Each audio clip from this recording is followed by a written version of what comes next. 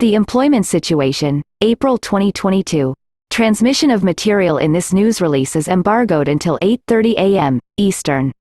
Friday, May 6, 2022. Total non-farm payroll employment increased by 428,000 in April, and the unemployment rate was unchanged at 3.6%, the U.S. Bureau of Labor Statistics reported today. Job growth was widespread, led by gains in leisure and hospitality, in manufacturing, and in transportation and warehousing. This news release presents statistics from 2 monthly surveys. The Household Survey measures labor force status, including unemployment, by demographic characteristics. The Establishment Survey measures non-farm employment, hours, and earnings by industry. For more information about the concepts and statistical methodology used in these 2 surveys, see the technical note. Household survey data. The unemployment rate remained at 3.6% in April, and the number of unemployed persons was essentially unchanged at 5.9 million. These measures are little different from their values in February 2020, 3.5% and 5.7 million, respectively, prior to the coronavirus, COVID-19, pandemic. See Table A1.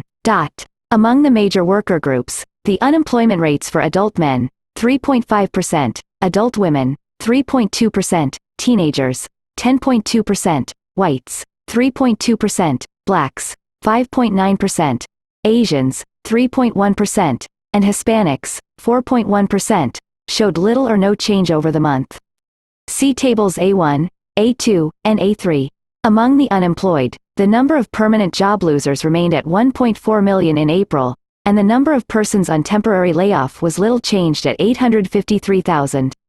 These measures are little different from their values in February 2020. See Table A11. In April, the number of long-term unemployed, those jobless for 27 weeks or more, was little changed at 1.5 million. This measure is 362,000 higher than in February 2020. The long-term unemployed accounted for 25.2% of all unemployed persons in April. See Table A12. Both the labor force participation rate, at 62.2%, and the employment population ratio, at 60.0%, were little changed over the month. These measures are each 1.2 percentage points below their February 2020 values. See Table A1. The number of persons employed part-time for economic reasons was little changed at 4.0 million in April and is down by 357,000 from its February 2020 level. These individuals, who would have preferred full-time employment, were working part-time because their hours had been reduced or they were unable to find full-time jobs. See Table A8. The number of persons not in the labor force who currently want a job was little changed at 5.9 million in April. This measure is above its February 2020 level of 5.0 million. These individuals were not counted as unemployed because they were not actively looking for work during the 4 weeks preceding the survey or were unavailable to take a job. See Table A1. Among those not in the labor force who wanted a job, the number of persons marginally attached to the labor force increased by 262,000 in April to 1.6 million. These individuals wanted and were available for work and had looked for a job sometime in the prior 12 months but had not looked for work in the 4 weeks preceding the survey. Discouraged workers, a subset of the marginally attached who believed that no jobs were available for them, numbered 456,000 in April, little different from the prior month. See Summary Table A. Household Survey Supplemental Data. In April, 7.7% of employed persons teleworked because of the coronavirus pandemic, down from 10.0% in the prior month. These data refer to employed persons who teleworked or worked at home for pay at some point in the 4 weeks preceding the survey specifically because of the pandemic. In April, 1.7 million persons reported that they had been unable to work because their employer closed or lost business due to the pandemic.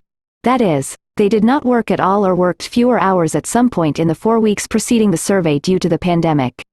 This measure is down from 2.5 million in the previous month. Among those who reported in April that they were unable to work because of pandemic-related closures or lost business, 19.0% received at least some pay from their employer for the hours not worked, little different from the prior month. Among those not in the labor force in April, 586,000 persons were prevented from looking for work due to the pandemic, down from 874,000 in the prior month. To be counted as unemployed, by definition, individuals must be either actively looking for work or on temporary layoff. These supplemental data come from questions added to the household survey beginning in May 2020 to help gauge the effects of the pandemic on the labor market. The data are not seasonally adjusted. Tables with estimates from the supplemental questions for all months are available online at www.bls.gov/cps/effects-of-the-coronavirus-covid-19-pandemic.htm. Establishment survey data. Total non-farm payroll employment rose by 428,000 in April. Job gains were widespread, with the largest gains occurring in leisure and hospitality, in manufacturing, and in transportation and warehousing. However, non-farm employment is down by 1.2 million, or 0.8%, from its pre-pandemic level in February 2020.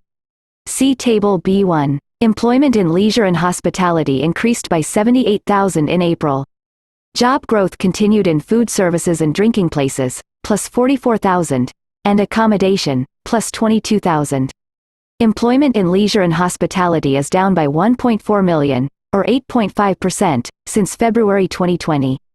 Manufacturing added 55,000 jobs in April. Employment in durable goods rose by 31,000, with gains in transportation equipment, plus 14,000, and machinery, plus 7,000. Non-durable goods added 24,000 jobs, with job growth in food manufacturing, plus 8,000, and plastics and rubber products, plus 6,000. Since February 2020, manufacturing employment is down by 56,000, or 0.4%. Employment in transportation and warehousing rose by 52,000 in April. Within the industry, job gains occurred in warehousing and storage, plus 17,000, couriers and messengers, plus 15,000, truck transportation, plus 13,000, and air transportation, plus 4,000. Employment in transportation and warehousing is 674,000 above its February 2020 level, led by strong growth in warehousing and storage, plus 467,000, and in couriers and messengers, plus 259,000. In April, employment in professional and business services continued to trend up, plus 41,000. Since February 2020, employment in the industry is up by 738,000.